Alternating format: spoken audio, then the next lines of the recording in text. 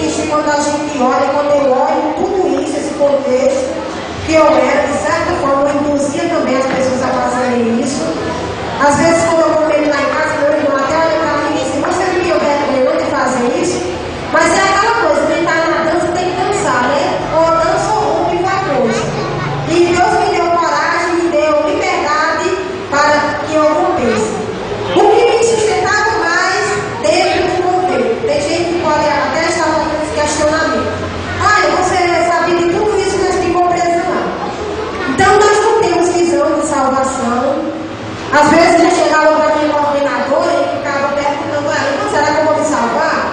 Ela dizia assim: minha filha, se fosse deste tamanho, se você não se salvar, quer dizer, se vir pelas obras, e a palavra de Deus vai dizer o quê? Que não é pelas obras, mas sim pela fé.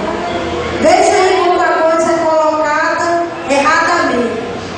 O que me fazia ficar lá, a questão do status, do título, como prego muitas e muitas freiras, muitos e muitos padres lá, é a questão do título, do status. Quem no mundo de hoje não quer ter status, ser bem reconhecido na sociedade? Querendo ou não, a Igreja Católica ela tem ainda esse peso aqui no Nordeste, no sertão, no interior, tem um peso enorme ainda, uma influência grande na sociedade.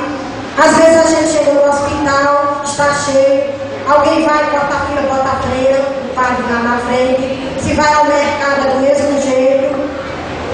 Antes de eu vir para casa, faltando um dia para eu vir para casa, já embora, passar os 15 dias, nós fomos para uma peixada lá no distrito de Lima Campos. E lá é muito bom para as peixadas, famosa. Fica naquela região de Oroz, é bem conhecido por causa do açude do Oroz, que é enorme. Então as peixadas lá naquela região, elas são bem conhecidas e famosas. Nós fomos almoçar nessa peixada, eu juntamente com outra irmã. Quando terminou o almoço, a irmã chamou o dono da peixada e perguntou: quanto foi? O dono olhou e disse para as freiras: não é nada. A irmã olhou para mim e disse: viu, irmã, como é que vou ser freira? Eu já para vir embora, Satanás usou a irmã. E olha que essa irmã faz mais de 10 anos que está em crise, não sai com medo do título. É muito difícil mesmo, tem que ser Jesus para ir lá, tirar e libertar. Eu tinha medo do que minha família ia dizer, do que a igreja ia dizer, do que a sociedade ia dizer, e sofro ainda com isso até hoje.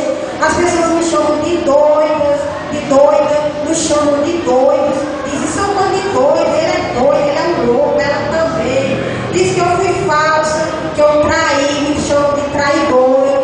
Tem muitos e muitos lá, que estão lá dentro, até eu questiono, eu não sei como é que alguém está numa igreja desse jeito, não fala nem comigo.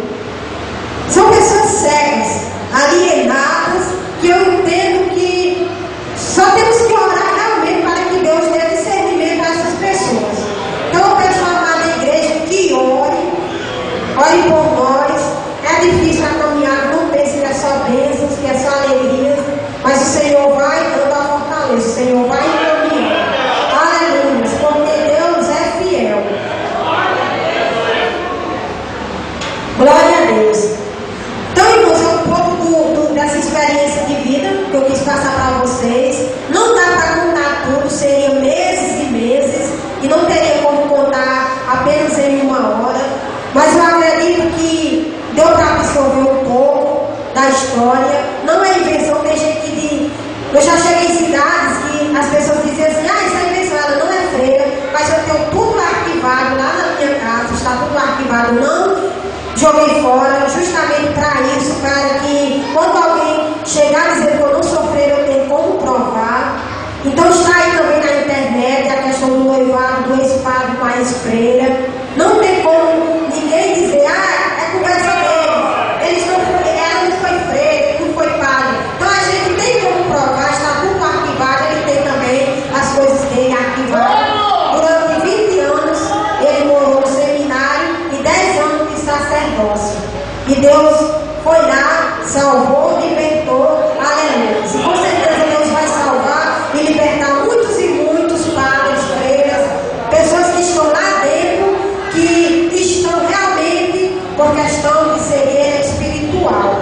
Aleluia. Glória a Deus. Mas com a permissão do pastor, desde que eu cheguei aqui, no momento da oração, o Senhor Deus me revelava que o irmão aqui, não Vamos pedir a essas pessoas que veio aqui para frente para a gente fazer uma oração especial. Então, Senhor Deus, dizendo que o aí vai passar por um deserto. Mas o Senhor diz também que não vai desamparar. E vai te iluminar no deserto, para que você seja firme e forte e vença as batalhas que virão. O irmão vem aqui para frente com a benção do pastor para a gente fazer uma oração especial. Também a irmã aí, essa irmã que está aí de azul. Vem para cá também, irmã, para a gente fazer uma oração. Você.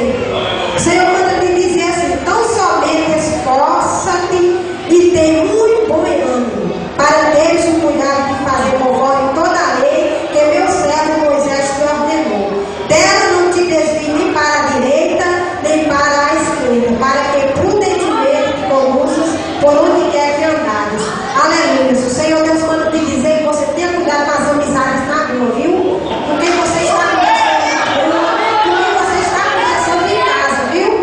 Levar a palavra de Deus mais compromissada.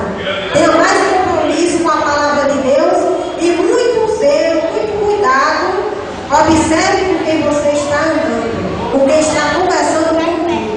Aleluia. Glória a Deus. Então o pastor vai fazer essa oração em nome do Senhor para abençoar. Eu não gostaria de chamar a mocidade para mim. Tem fortemente no meu coração, quando eu chego, a questão da mocidade. Eu acho eloquente nas igrejas evangélicas chegar e ter mocidade.